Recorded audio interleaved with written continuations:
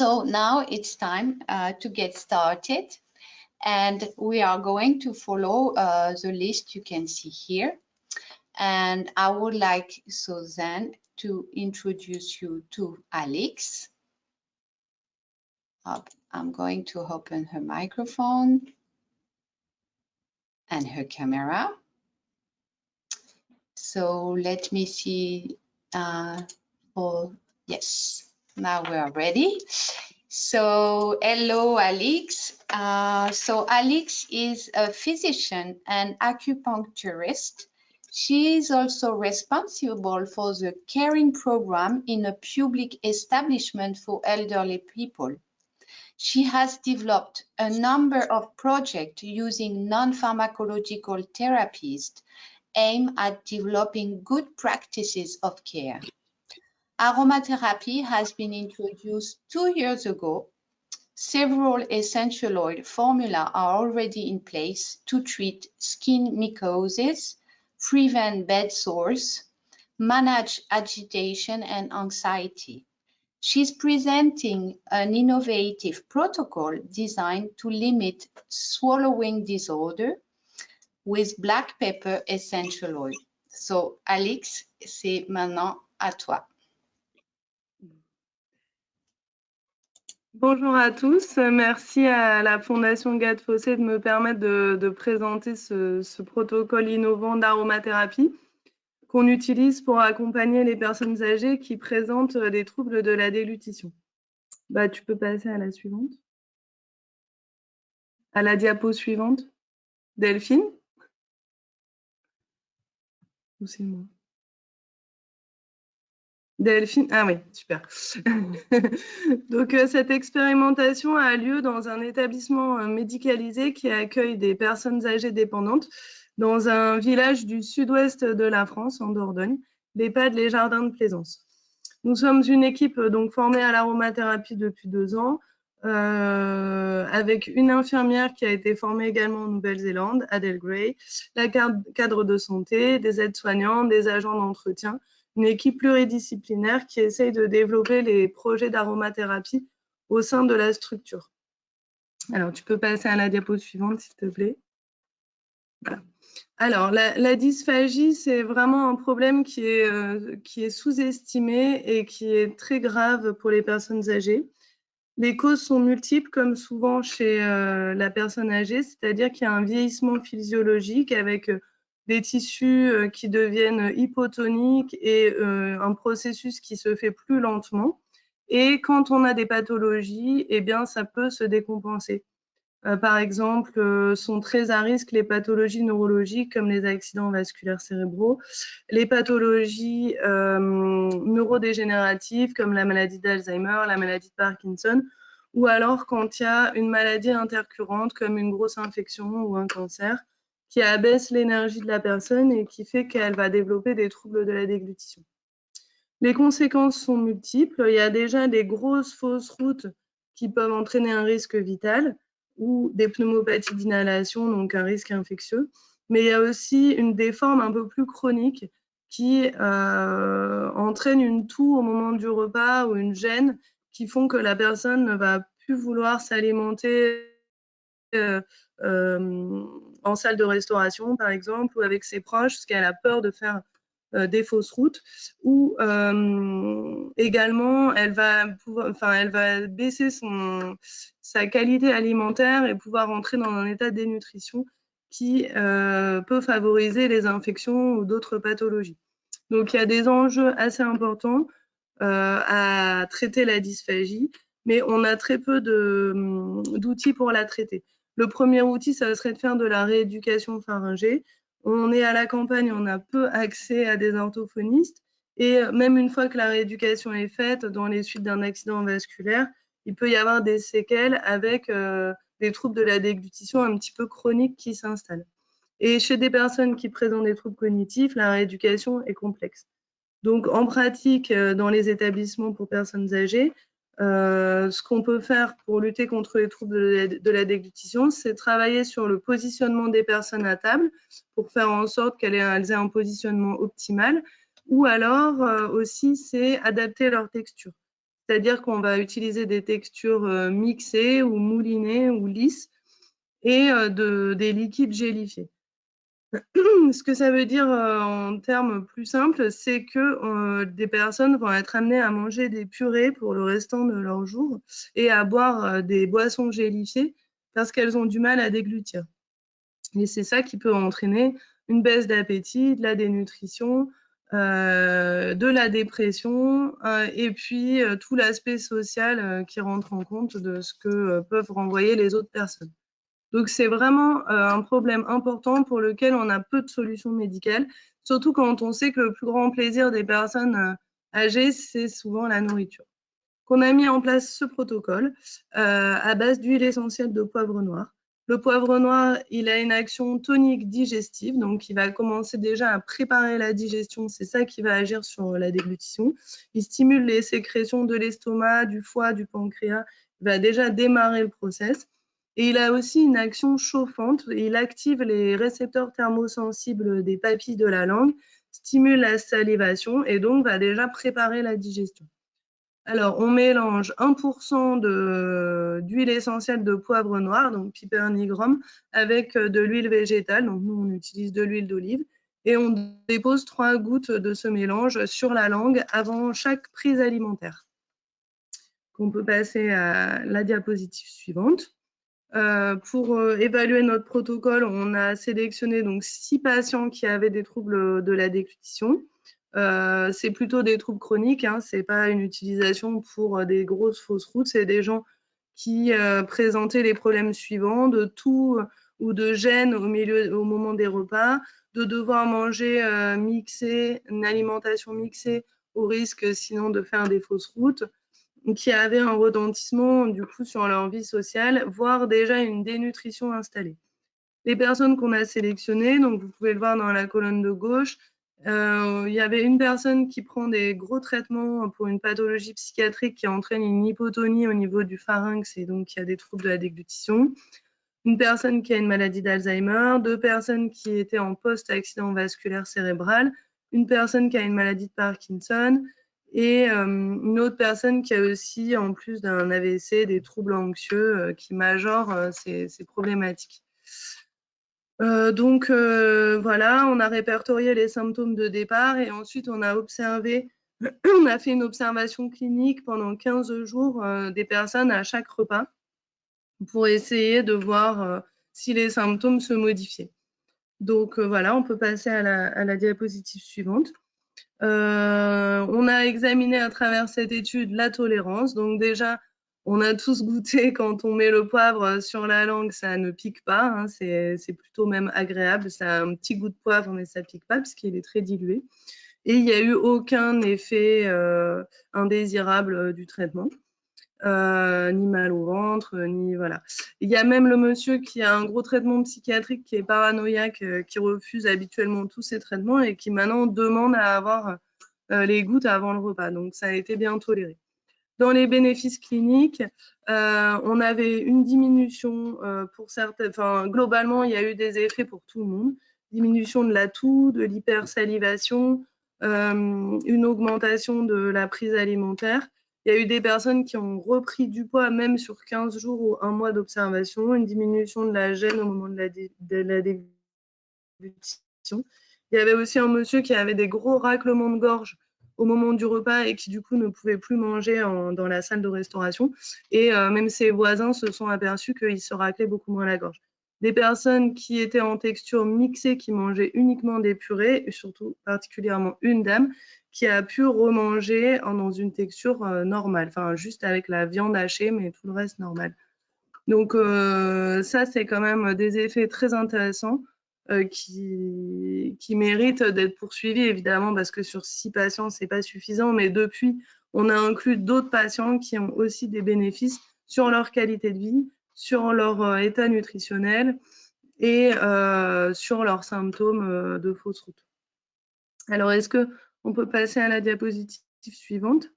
Voilà, donc en conclusion, on va continuer à explorer ce protocole et peut-être même le faire évoluer parce que ça semble vraiment améliorer la qualité de vie des personnes, surtout si on arrivait à les faire revenir à une texture normale. Parce que là, vous voyez ces petits radis qu'ils ont cultivés dans le potager de l'EHPAD. Et ben, l'alimentation pour tout le monde, hein, mais pour les personnes âgées, c'est vraiment très important de pouvoir manger en texture comme tout le monde et le partager avec tout le monde. Donc voilà, on a été très satisfait de ces premiers résultats et on espère qu'on va pouvoir continuer. Voilà, ben, je vous remercie beaucoup. Eh ben, merci beaucoup. Thank you, Dr. Vargas. So you are very good in time because you have taken only 9 minutes. So thank you very much. And we go to listen the next person. So thank you, Alix. See you later. Okay, so now I would like to introduce you. Let me change the slide.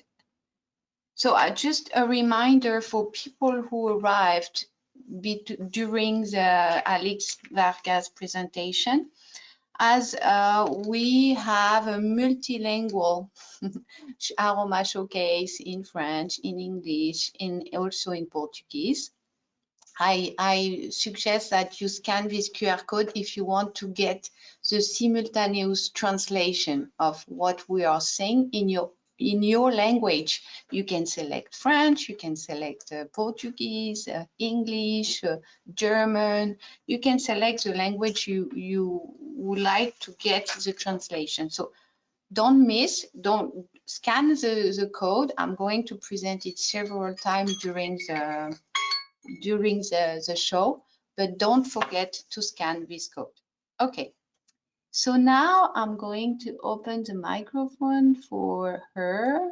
I'm going to present you Vanessa. Okay. Are you here, Vanessa, with your webcam? Yes, you're here. Yes. Hello. Hello. So this is Dr. Vanessa Lejeune. She's a biochemist, a specialist in integrative medicine and aromatherapy. She obtained a master's degree and now she is studying her PhD in pharmacology and dentistry, conducting preclinical and clinical studies on the efficacy of essential oils. So today she's presenting an innovative protocol designed to reduce pain and anxiety in patients undergoing dental surgery. So now it's your turn. Let's go. Let's go. Hello, everyone. Thank you for introducing me, Dauphine, and thank you very much for this special opportunity. Today, I will present one of my clinical trials using an innovative protocol. This study titled Lavanda Angustifolia Essential Oil Reduces Postoperative Pain, Anxiety, and Analgesic Consumption in Patients Undergoing Third Molar Extractions is an innovative randomized control trial that introduces a new therapeutic approach for clinical use in dentistry, covering pre, peri, and postoperative periods. So, next slide, please. Okay, it is important to highlight that surgeries in general, and particularly orofacial surgeries, present significant clinical challenges, not only to patients' management before and during the procedure, but also in achieving better outcomes, given the limitations and the side effects of conventional medications. Additionally, anxiety commonly experienced before surgical procedures can cause changes in vital signs during surgery, hindering recovery outcomes or even prevent the procedures from being performed. So we chose third molar extractions due to its high prevalence, difficult to control symptoms, and improve patients' quality of life, and well-being. Next slide, please. So, studies have already shown that lavender essential oil has a robust anxiolytic effect. So, we hypothesized that it could also influence other parameters, such as pain and others. Additionally, pain and anxiety often coexist in dental procedures, creating more challenges for recovery and increasing the risk of persistent pain and its progression to chronicity. That's very, very complicated. Next slide, please. I developed an easy to implement protocol and participants were randomized into two groups, placebo and lavender. And the lavender group received a diffuser with 2 drops of essential oil, while the placebo group received a diffuser with 2 drops of a synthetic oil with an artificial aroma and no therapeutic effects.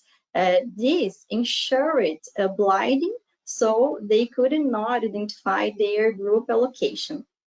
In addition to 20 minutes inhalation sessions immediately before surgery, patients also received 3 diffusers with instructions to use at home during the first 3 postoperative days.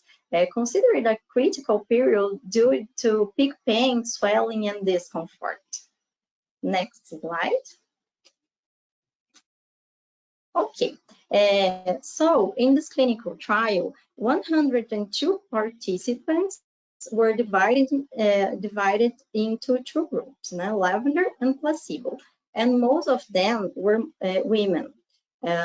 Participants were included after undergoing an anamnesis and being diagnosed with the need to third molar extractions, regardless the number of the teeth or surgical complexity.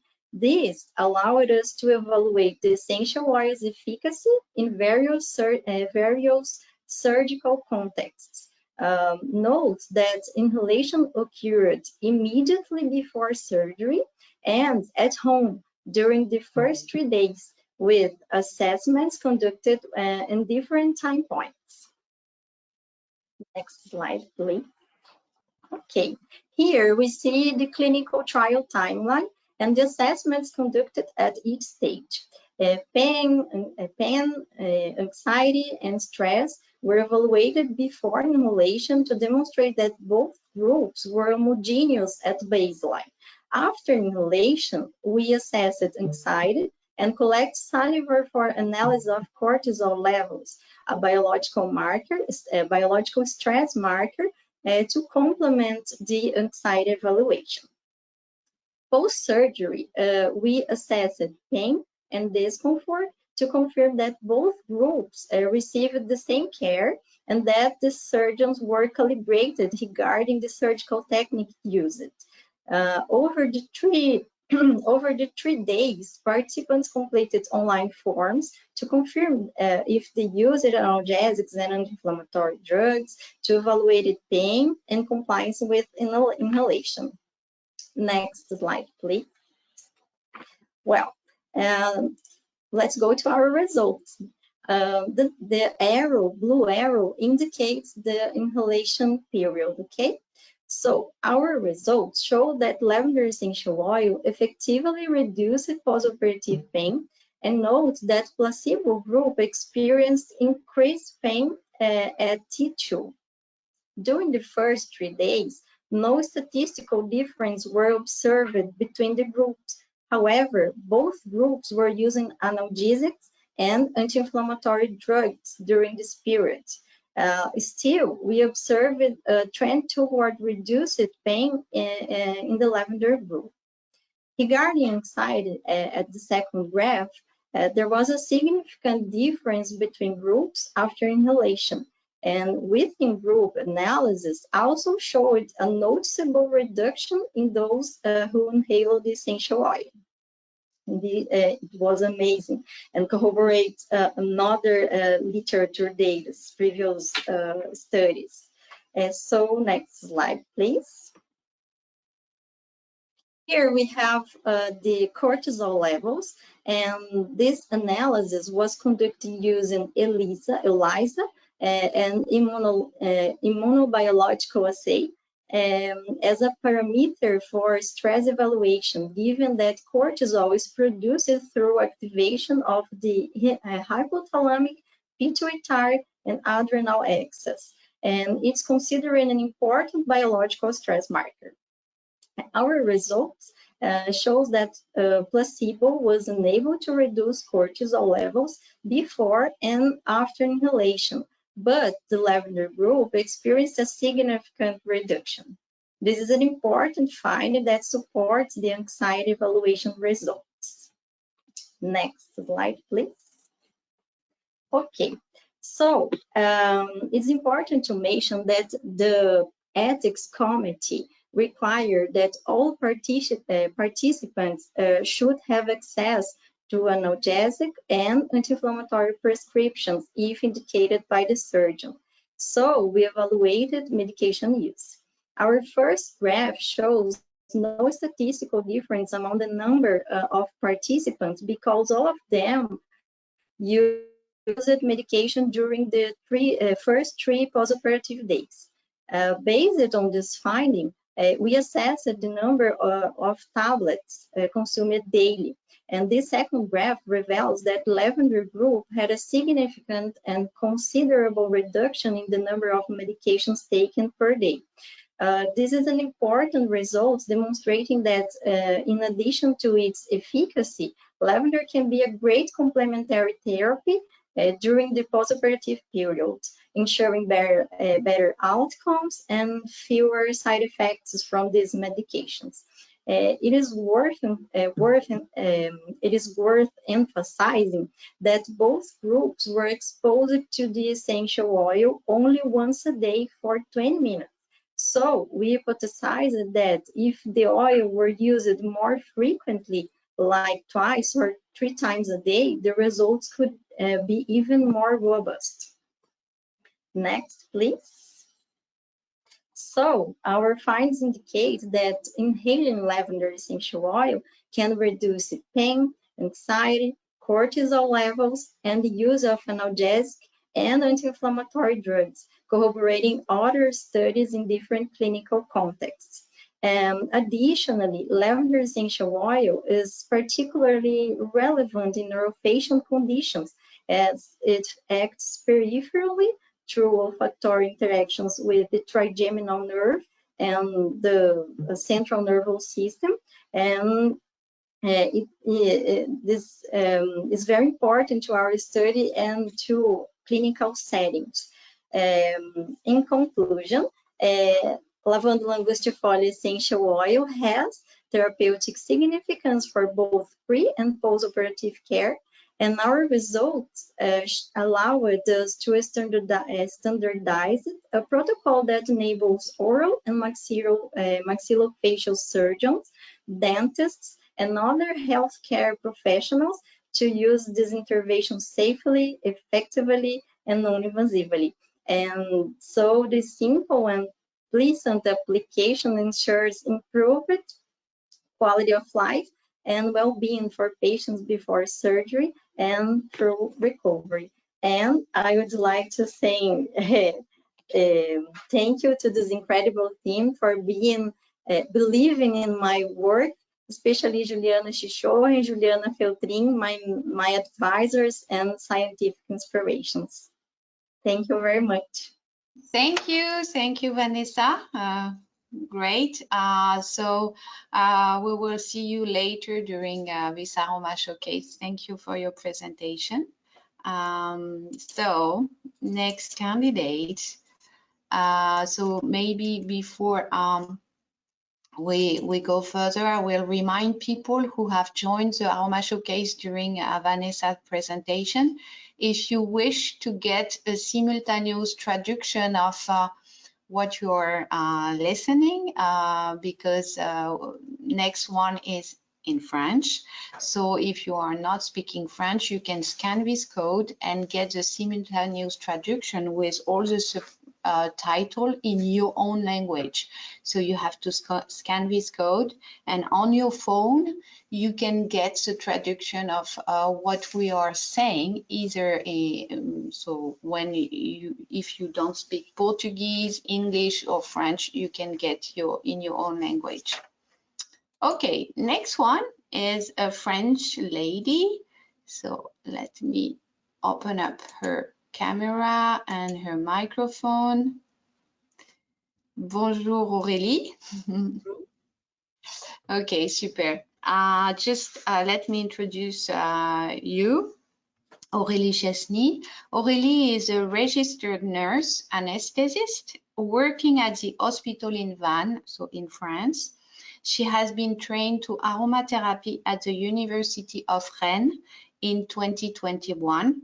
She's in charge of the aromatherapy project in the hospital and has implemented protocol since 3 years now.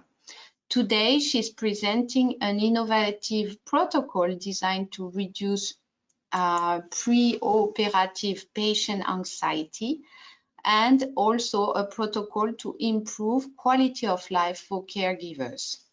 So now it's your turn, Amélie. I give you 10 minutes. Bonjour à toutes et à tous. Donc, je vais vous présenter le projet d'aromathérapie à l'hôpital de Vannes, en Bretagne, qui est l'un des 4 centres de référence de la région Grand Ouest.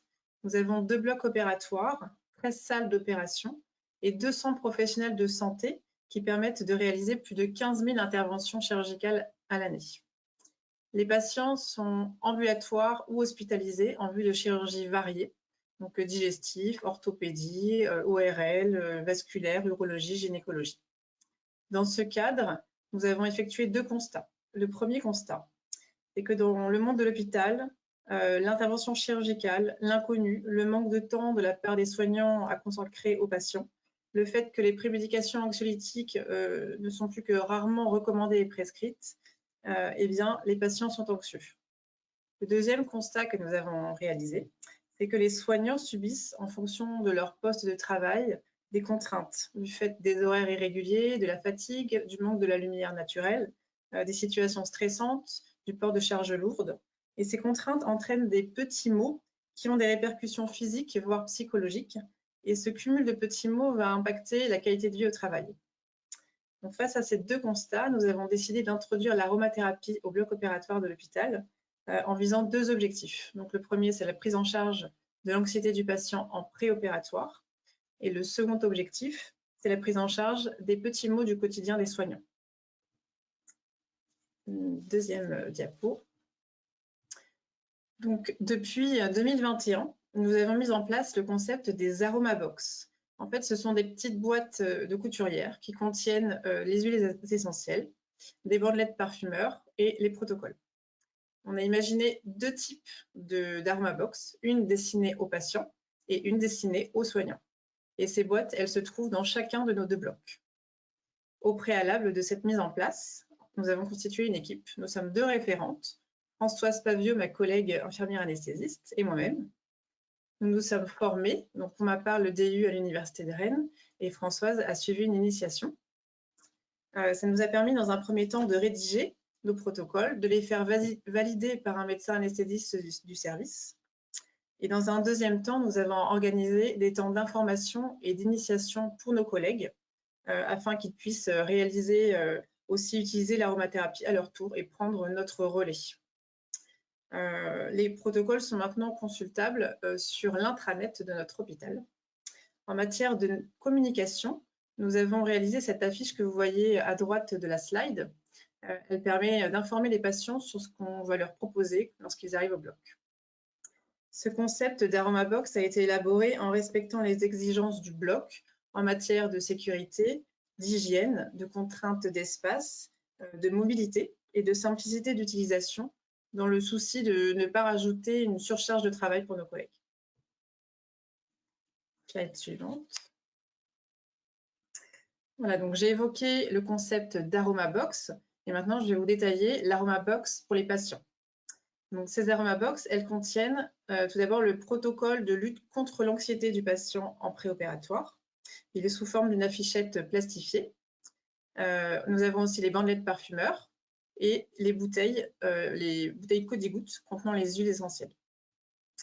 Celles que nous avons choisies, donc ce sont l'huile essentielle de lavande officinale, l'essence d'orange douce, et ensuite nous avons 2 synergies, la synergie lavande-orange et orange ylang-ylang.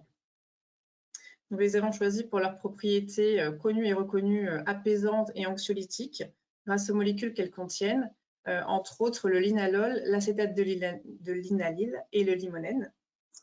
Voilà. Donc le protocole, en fait, il est très simple. C'est que lors de son admission au bloc opératoire, le patient va pouvoir choisir l'huile essentielle ou la synergie qu'il a envie de respirer. Le soignant qui a en charge le patient, tout en tenant compte des contre-indications qui sont indiquées sur le protocole, va déposer une goutte de l'huile essentielle choisie par le patient sur une bandelette type parfumeur. Et le patient va pouvoir la respirer à son gré pendant toute la phase d'attente préopératoire, et puis il va la garder parfois jusqu'en salle de réveil. Comme vous pouvez le voir sur le graphique qui se trouve en bas de la slide, 85% des soignants interrogés rapportent que le fait d'utiliser les huiles essentielles en préopératoire apporte un bénéfice pour le patient. Slide suivante. Donc là, nous venons de voir les aromabox patients. Je vais maintenant vous détailler les aromabox soignants. Donc, ces box soignants, elles contiennent les flacons d'huiles essentielles, des bandelettes parfumeurs, de l'huile végétale d'amande douce et un livret de 5 recettes qui constituent les protocoles que je vous détaillerai dans la slide suivante. Dans cette aromabox, les mélanges ne sont pas réalisés, ce sont les utilisateurs qui vont réaliser eux-mêmes leur synergie en suivant les petites recettes que nous leur proposons dans le livret. Cette utilisation permet une acculturation aux huiles essentielles en toute sécurité et de façon autonome. Donc, comme vous pouvez le voir sur les graphiques, l'enquête menée sur les 60 soignants rapporte que les aromabox soignants sont utilisés majoritairement pour les céphalées, en première intention pour les céphalées, en seconde intention les douleurs musculaires, ensuite pour le stress et les infections de la sphère ORL. L'enquête rapporte également, et vous pouvez le voir sur le graphique de droite, que les bénéfices ressentis de la part des soignants sont tout d'abord la diminution des douleurs à 38%, ensuite le bien-être et l'apaisement. Slide suivante. Vous avez maintenant sous les yeux le tableau récapitulatif des recettes que nous proposons à nos collègues. Donc, nous proposons par exemple, en cas de céphalée, donc imaginez une infirmière qui a passé toute la journée dans le champ opératoire, qui est fatiguée et qui a mal à la tête. Elle va pouvoir se tourner vers nos aromabox et elle va prendre le livret à la page protocole céphalée. Et donc, elle va pouvoir mettre une goutte d'huile essentielle de menthe poivrée sur les tempes. Et grâce à l'action du menthol, elle aura une action antalgique. Elle aura une sensation d'antalgie. Ensuite, prenons par exemple le protocole douleur musculaire. Imaginons un brancardier qui pousse les patients toute la journée en brancard. Il a mal au cervical. Il va pouvoir venir chercher l'aromabox soignant et grâce au protocole douleur musculaire, prendre l'huile essentielle de Gaultéry couché associée à la lavande officinale, de l'huile végétale et se masser la zone douloureuse. Les contre-indications se situent au fil et à la fin du livret. Slide suivante. Alors pour conclure, le concept d'Aromabox permet une utilisation simple, ergonomique, pratique et sécurisée des huiles essentielles au sein du bloc opératoire pour les patients aussi bien que pour les soignants. Nous voudrions promouvoir ce concept à d'autres services de notre hôpital et pourquoi pas à d'autres hôpitaux. Et nous aimerions développer d'autres protocoles tels que les nausées et vomissements post-opératoires ou la douleur post-opératoire et pourquoi pas la cicatrisation et tout ce qui est anti-infectieux. Nous menons actuellement un travail de recherche afin de mesurer l'impact de cette prise en charge sur les patients Et puis, plus on élargira le spectre des applications, et plus les perspectives d'études se multiplieront. Voilà. Merci, Aurélie. Thank you very much, Aurélie. So you are right on time. I just have to stop the counting. Okay, so thank you very much for your presentation, and see you later during this Aroma Showcase. Yes. Okay, so for those who join us during Aurélie's presentation, just a reminder with this slide, you can flash the QR code if you want a simultaneous traduction, okay, because we are having French, Portuguese, English, so if you want to get the subtitle in your own language, you just have to scan this code. Okay, so next speaker, she's from Brazil. So let me open up her camera. Adriana. So I'm going to introduce you to her before she starts. So the camera, I'm just waiting to get her camera on.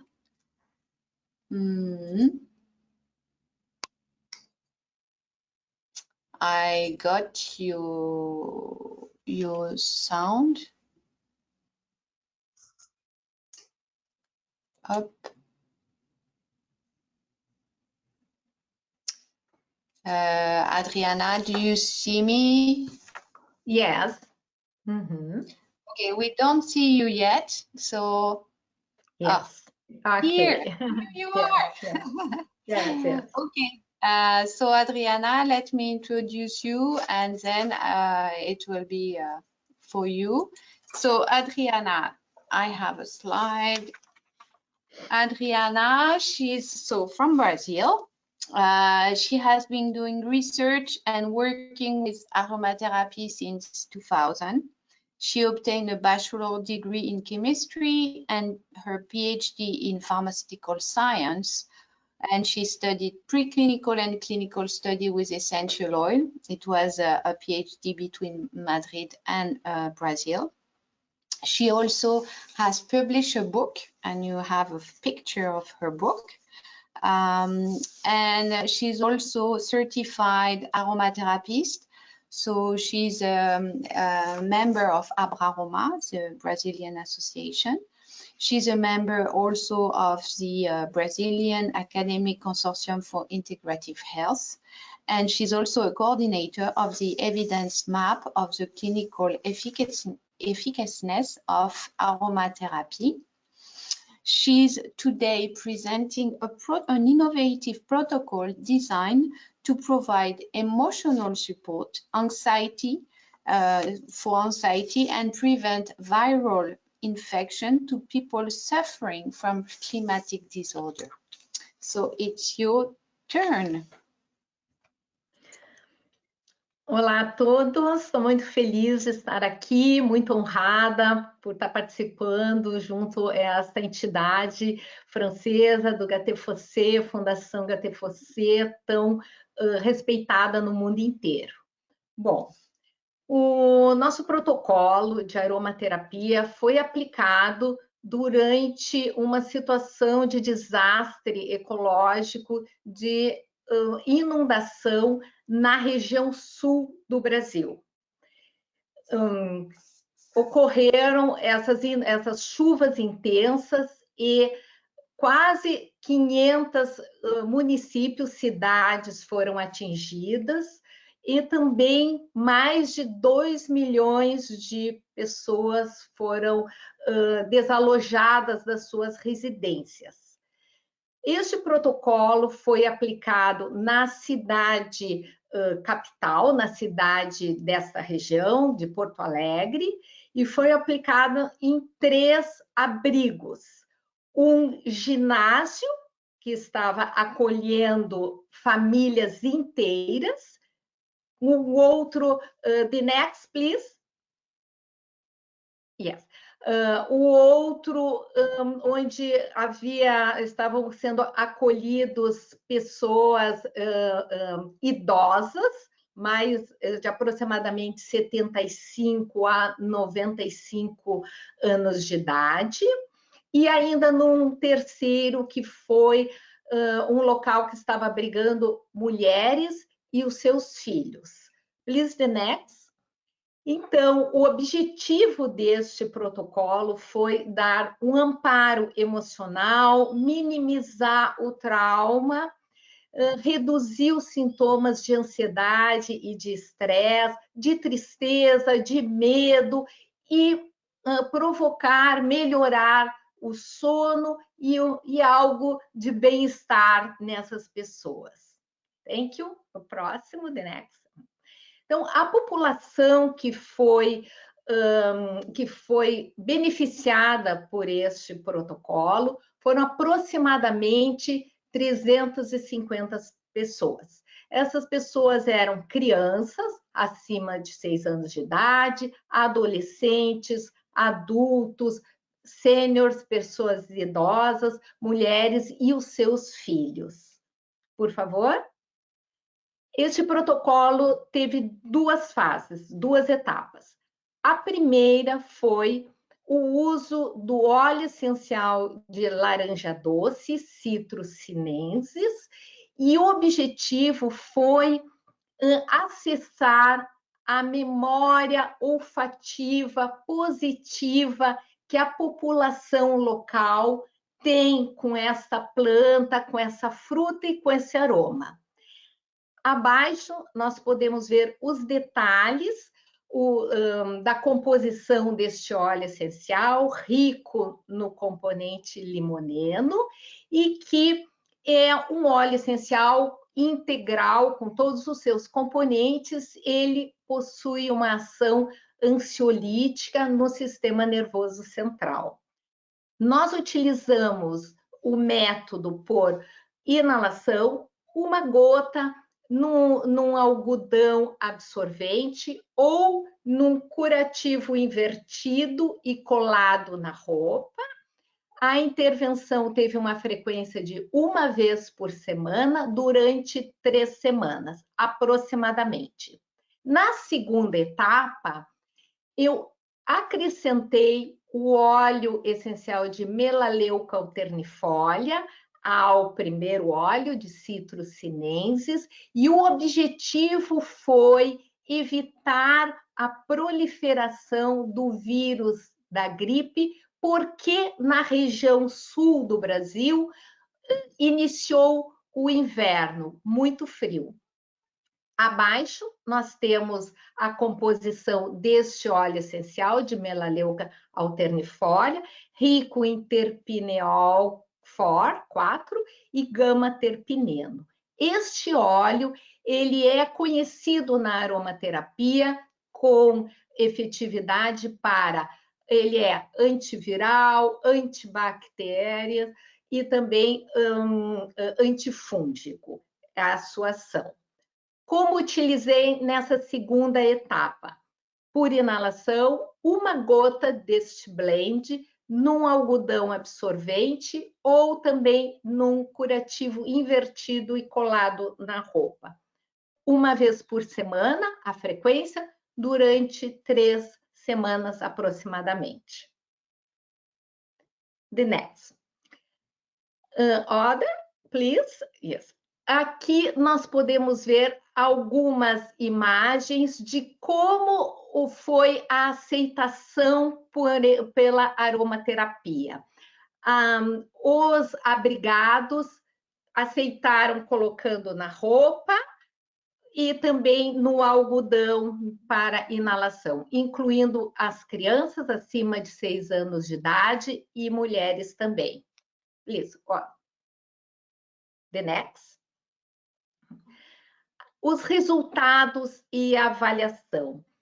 Eu, aromaterapeuta, e a equipe multidisciplinar que cuidava do abrigo, perguntamos a cada intervenção a seguinte questão: Como você está se sentindo com o uso da aromaterapia? Outros instrumentos de medição normalmente utilizados na academia não foram aplicados devido à situação emergencial que se encontrava todo o estado, a região sul do Brasil. A avaliação ocorreu melhora emocional, ocorreu redução dos sintomas de ansiedade e estresse, ocorreu uma diminuição da tristeza e do medo, ocorreu uma melhora do sono e um relaxamento, e ocorreu uma melhora do bem-estar. Nisto, the next, please. Tanto para mim, aromaterapeuta, como para a equipe multidisciplinar, o somatório das respostas foram de 99%, 98% a 99% de benefício. Tivemos também respostas que foram: não, aromaterapia, eu não me senti melhor, ou eu não observei, não sei, ou eu não percebi. Ok. Anotamos também uma lista do viés, research bias, do viés dessa pesquisa, que foram: a pessoa abrigada começou a se acostumar a aceitar a situação. A pessoa abrigada começou a ter uma expectativa positiva de retornar para sua casa após 2 meses de aplicação desse protocolo. A pessoa abrigada teve um efeito positivo porque eram pessoas oriundas de situação de pobreza, e essas estavam, então, tendo acesso aos médicos, aos medicamentos e à comida. Isso foi um efeito positivo para essas pessoas. Também outro efeito positivo, que pode ter sido um viés, um bias deste estudo, foi que essa população carente, pobre, teve acesso a roupa nova e limpa e também a cobertores provenientes de doações.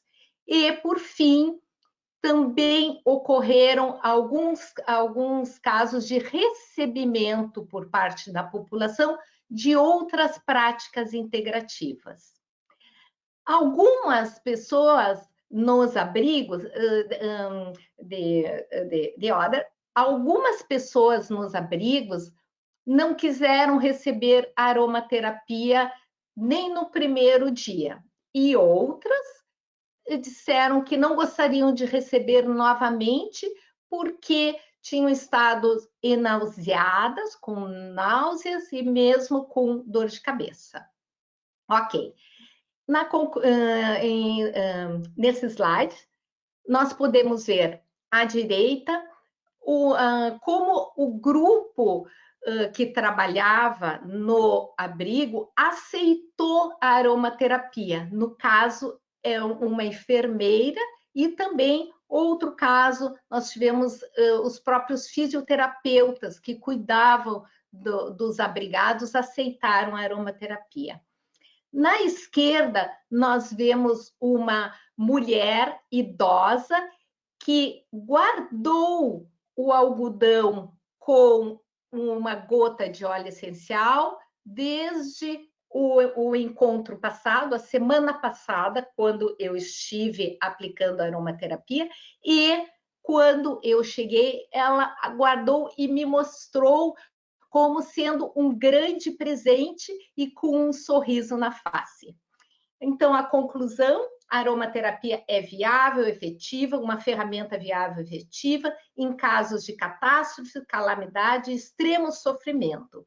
O protocolo pode ser usado em abrigos públicos nas cidades e regiões. E, por fim, há necessidade de melhorar o treinamento dos aromaterapeutas através da certificação de associações da aromaterapia, como no Brasil a Abraroma, a inclusão de disciplinas de aromaterapia nos currículos de cursos universitários, bem como cursos de extensão universitários ou pós-graduação de especialização. And the finish, the last, muito obrigada. Acredito que todos nós somos vencedores desse concurso, ainda mais as pessoas que receberam a aromaterapia. Muito obrigada. Thank you very much, Adriana. Thank you. So, see you later. We are going to finish with the last candidate. So, let me open up the camera. We are going to finish this turn with Laurette. So Laurette, we hear you, but on vous entend, mais pour l'instant on ne vous voit pas. Voilà, parfait. Okay. Bonjour. So, hello, Laurette and Cédric. I'm going to present you before I give you the microphone. So, Laurette has been a nurse manager at the nursing home Les OYATS. So, let me move to this slide. So, she's working in a nursing home called Les OYATS in Gravelines, Hauts-de-France in France since 2018. She supervised a team of around 100 employees. She has organized training course and introduced aromatherapy within the institution to promote natural, non-pharmacological method for the well-being of patients. Cédric, who is with her, is a caregiver who works with Laurette, and he's part of the aromatherapy team. He's going to present us their innovative protocol designed to reduce constipation problems in elderly. So this presentation will be in French. So again, I repeat you, if you want to get the translation in your own language, you have to scan this code as the oral presentation will be now French. So I leave you maybe a few seconds for those who did not scan the code. You can scan this code and get a subtitle in your own language. Okay, it's your turn, Cédric. Je te laisse, Cédric. Vous avez 10 minutes. Bonjour à tous. Donc, je suis Cédric, aide-soignant. Je vais donc vous présenter donc le protocole innovant en aromathérapie clinique. Alors, il faut savoir que donc dans un premier temps, je voudrais donc remercier la Fondation Grande pour l'opportunité qui nous est donnée de pouvoir présenter ce genre de projet. Donc, je travaille et nous travaillons avec Madame Vanroy, cadre de santé, dans un EHPAD donc de 109 résidents avec en situation de dépendance, avec des GIR allant de 1 à 5. Pour cela, donc, un des problèmes que nous rencontrons régulièrement est donc la constipation. Et suite à cela, j'ai donc souhaité justement utiliser des huiles essentielles dans le cadre de massage abdominal afin de réduire cette problématique qui est la constipation. Il faut savoir que la constipation entraîne chez donc la personne âgée des problématiques comme les troubles du comportement, la perte d'appétit, les nausées, les vomissements et notamment l'isolement social qui n'est pas anodin. Problème qui s'amplifie notamment dû au manque d'activité physique, à la prise de médicaments et à l'alimentation parfois inadaptée. Ce que nous voulions à travers ce projet, était d'éviter les traitements invasifs et réduire la prise de médicaments et surtout favoriser la relation soignant-soigné. Changement de s'il vous plaît. Alors, il faut savoir que la première fois que j'ai eu l'opportunité donc d'utiliser les huiles essentielles, c'est lors de la pandémie de la Covid-19. Ma volonté était, dans un premier temps, de vouloir accompagner et de soulager les personnes en situation de fin de vie. Suite à cela, j'ai donc mis en place l'aromathérapie, l'utilisation des huiles essentielles pour soulager, comme je le disais. Et à la suite de cela, j'ai donc élaboré le projet, écrit et présenté ce projet d'utilisation de l'aromathérapie qui a reçu donc l'adhésion de la part de ma direction. Il faut savoir qu'à la suite de cela, 8 personnes ont été formées dans différentes fonctions telles que le médecin coordonnateur, l'infirmière, aide-soignant, des personnes en hôtellerie. Le but étant de pouvoir développer l'aromathérapie dans différents axes au sein de la structure et selon différents problèmes qu'on pourrait rencontrer. À la suite de cela, l'aromathérapie a été déployée à grande échelle dans la structure, notamment pour le problème de constipation. Prochain diapo, s'il vous plaît. De ce fait, nous avons donc revu le protocole aroma, le protocole constipation, et formé l'ensemble du personnel au massage abdominal et à l'utilisation de la synergie que l'on appelle anti-constipation, qui est donc composée d'huile essentielle de gingembre, de citron et également d'huile végétale de macadamia. Alors, en sachant que pour 100 millilitres, vous avez donc 70 millilitres d'huile végétale de macadamia, 15 millilitres d'huile de gingembre et 15 millilitres d'huile essentielle de citron. Alors, pour cela, il faut savoir que les massages abdominaux se pratiquent de la manière suivante.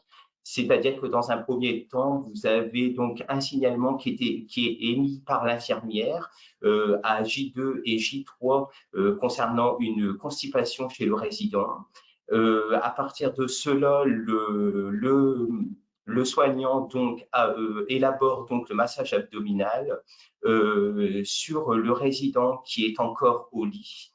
De la manière suivante, hein, c'est-à-dire que le soignant va donc dans un premier temps faire 3 sprays, 3 pulvérisations sur l'abdomen afin donc de chercher là où se situe l'amas de sel et qui est donc le problème de constipation.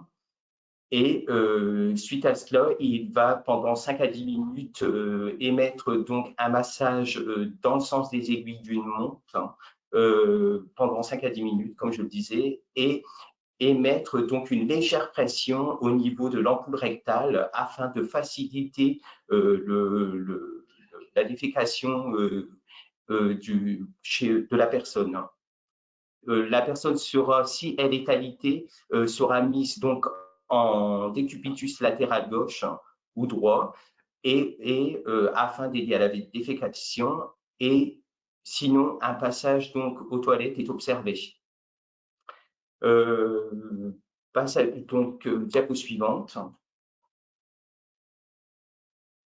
Diapo suivante, voilà. Donc là, comme vous pouvez le voir, vous avez un petit diagramme, un petit graphique qui vous montre que les effets donc des massages abdominaux, il faut savoir que nous avons fait donc un comparatif entre le mois de mai et septembre. On peut s'apercevoir que nous utilisons beaucoup moins de laxatifs et que nous faisons désormais beaucoup plus de massage abdominal. Nous avons pu également observer que à la suite de cela, la satisfaction chez le résident, nous avons beaucoup moins de troubles du comportement, beaucoup moins d'utilisation de laxatifs et autres médicaments invasifs. et un mieux-être donc observé chez le résident. Diapo suivante. Alors, en conclusion, donc, comme je le disais, nous avons beaucoup moins de problèmes de troubles du comportement. Nous avons également beaucoup moins d'utilisation de laxatifs et autres traitements invasifs. Il faut savoir aussi que à la suite de cela, les résidents sont beaucoup plus satisfaits et la relation soignant-soignée est beaucoup plus présente. Comment nous voyons ici, nous voyons le développement de l'aroma.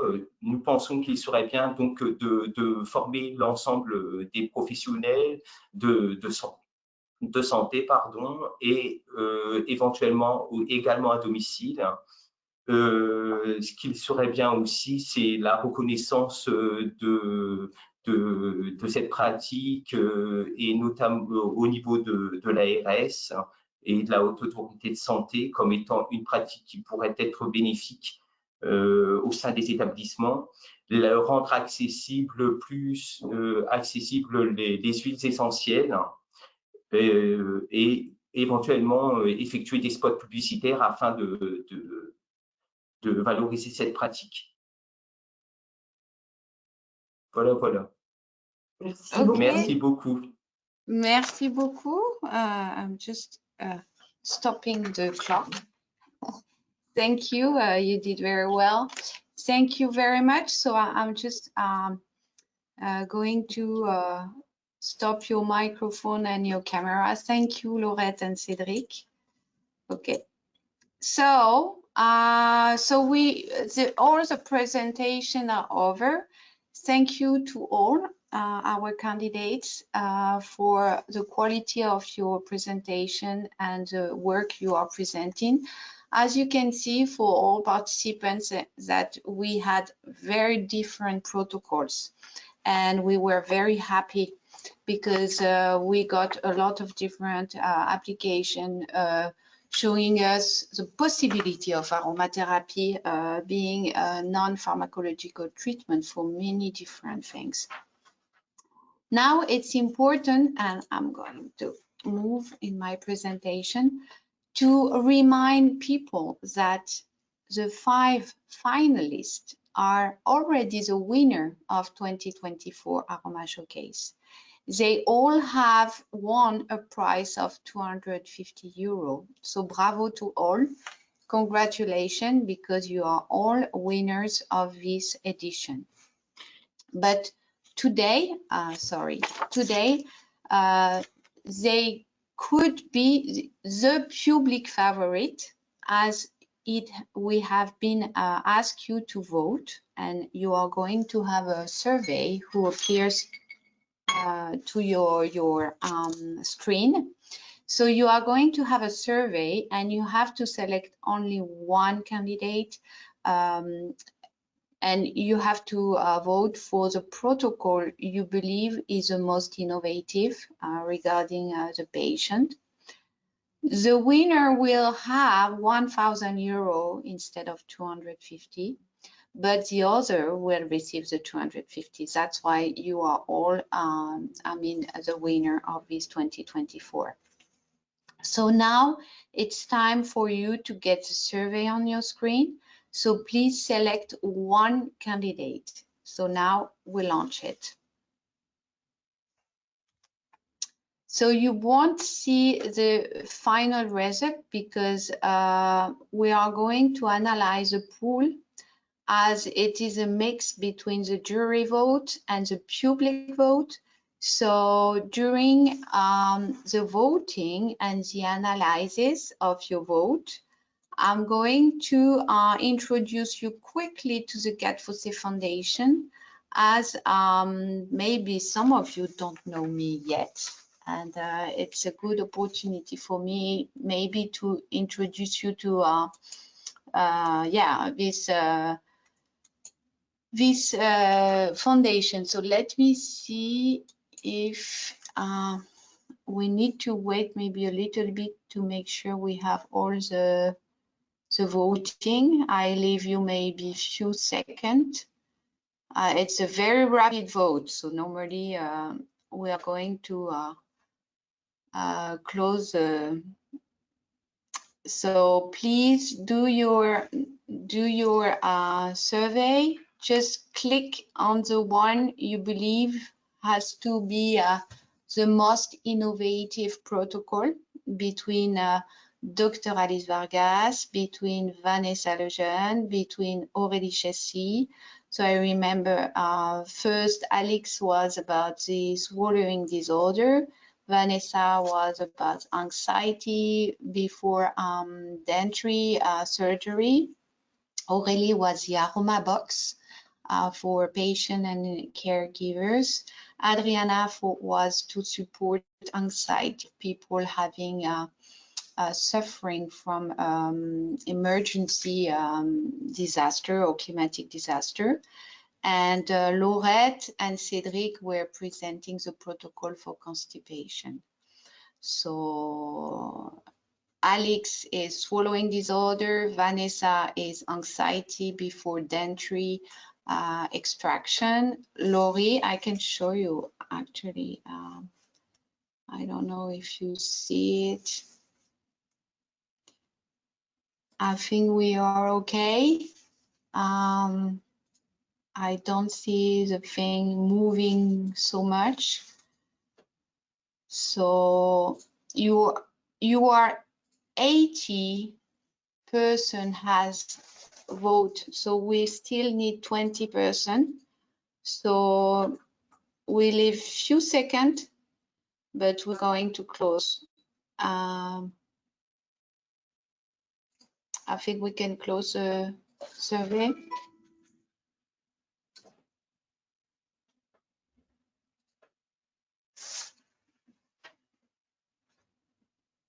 Okay, thank you very much. So let me so go and share. We're going to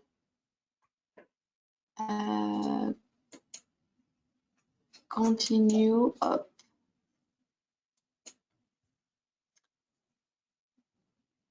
Do you see my slide? No, it looks a bit. Okay. I'm back. Okay. Let's go. So as I said, while we are analyzing the results, and we will announce the results, I would like to give a quick introduction to the Gattefossé Foundation. So the Gattefossé Foundation is a corporate foundation, and Gattefossé is the name of the French family that created the company in 1880 in France, and this foundation was created in 2008, so 16 years ago, and it pays tribute to one of the founders of the company, René Maurice Gattefossé, a pioneer of modern aromatherapy using essential oil for medical application in the early 20th century. So today, Sophie Gattefossé-Moirand, the granddaughter of René Maurice, she's a president and chose to become involved with her foundation to developing and gaining recognition for clinical aromatherapy to improve patient care. Our first commitment is to encourage and promote the development of evidence-based aromatherapy, providing scientific evidence, and also we have different type of action. We would like to understand the mechanism of action of essential oil. For example, you know, in the last century, René Maurice Gattefossé demonstrated the antiseptic property of essential oils. And today we need to demonstrate the efficacy of essential oils through olfaction, for example, in the emotional spheres. Or also, we would like to better study the antiseptic property of essential oil and their role in the antibioresistance of antibiotics. We really want to promote good research and study. We also are delighted to contribute to highlight research paper and studies done by experts, but also we would like to raise the awareness of the importance to measure and evaluate aromatic protocol. That's why, you know, in this program, it was important to select posters and protocol who have been evaluated by their aromatherapist. And the 5 finalists today were presenting protocol plus evaluation. And this is really key. It's important for us. It's a collective effort, we know. And this year we have supporting education programs to develop skills also for aromatherapists in doing evaluation, because we need to encourage the collective education. So we have a program with ICANN and a program with AIA, the American Association. Our second commitment is to support and promote the use of aromatherapy in clinical settings worldwide. So we are encouraging the use of aromatherapy as a complementary treatment in integrative medicines. And for that, we facilitate the use of aromatherapy in different clinical settings, mainly in France. We have a program, but also we recognize and share innovative and best practices. And this is exactly what we are doing today. So here, this is the René Maurice Gattefossé International Prize. So we have been doing and conducting this program since 4 years now. And here, this is a reminder of the awardees that have received this prize. Here, it's really a recognition of past services and clinical data. These 4 ladies have really done clinical research, and some of them have published papers in peer-reviewed journals to talk about their evaluation. So you see, it's very important. We want to recognize the achievement of clinical teams using aromatherapy in healthcare settings. So now, regarding the Aromashowcase, the idea is to share protocols. Last year, we have, in 2023, it was the best of service of patient, and we got 1 winner, which was Mary and Allison from Ascension and St. John Hospital in USA. They received it. This year, the idea is who is the best innovative aromatherapy practice. So now it's time to get the results, okay? So I'm opening my I have my camera open. So now, oops, you know, it's oh, sorry. And the winner is, you see, Adriana Nunes. Oops. She received, so the more ballots, sorry, I'm back to the slide.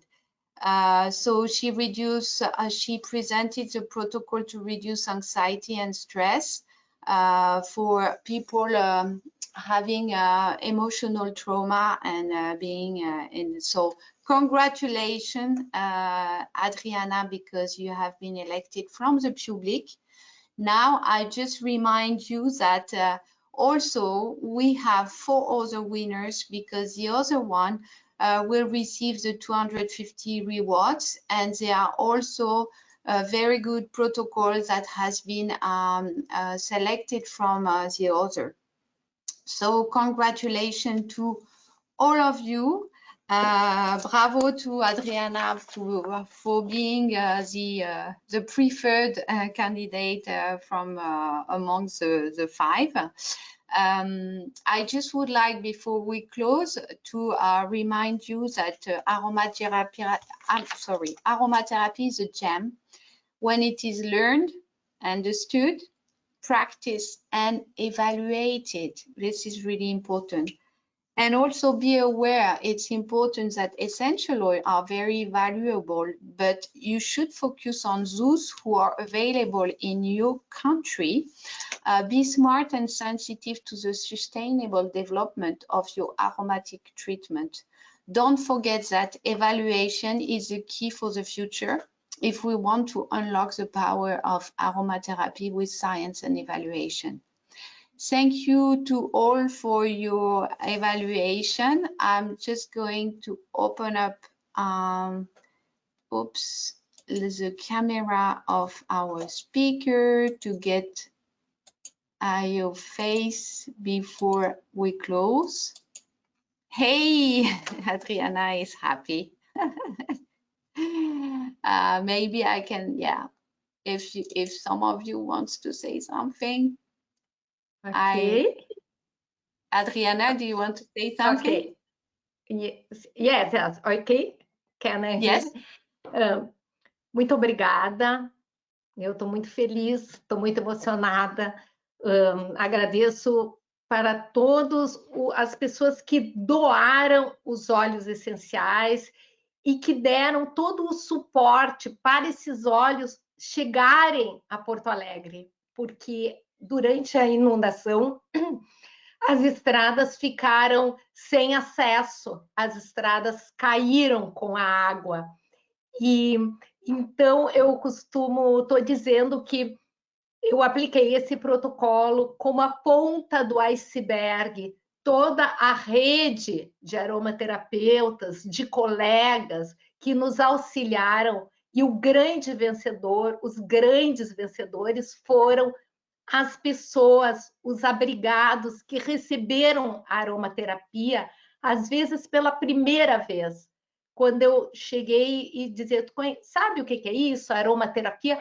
Essas pessoas não sabiam o que eram. Então, esses são os grandes vencedores. Agradeço a todos os meus colegas, eu estou muito honrada de estar lado a lado com eles, a nossa também brasileira Vanessa, aos colegas franceses, à Fundação HT-Fossé, a todo esse amparo que esse protocolo teve. Muito, muito obrigada.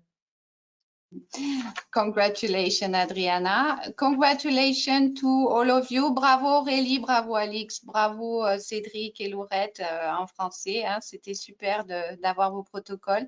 Congratulations, Vanessa.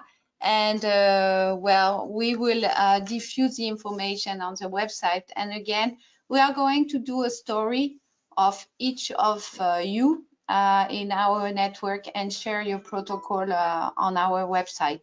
So thank you all for the work you are doing for patients, and see you later. And we will also post the replay soon on our website for those who want to re-watch the nice presentation. And I wish you a great holiday season, of course, and see you next year for new programs. We also are now on LinkedIn and Facebook. So don't forget to come and to follow us on Facebook. It is really new. It's since 2 weeks time.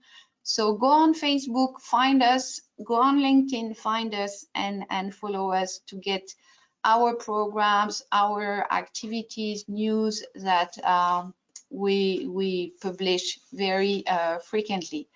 Okay, so thank you all of you. Bye-bye, and see you soon, and congratulations to all. Bye. Bye.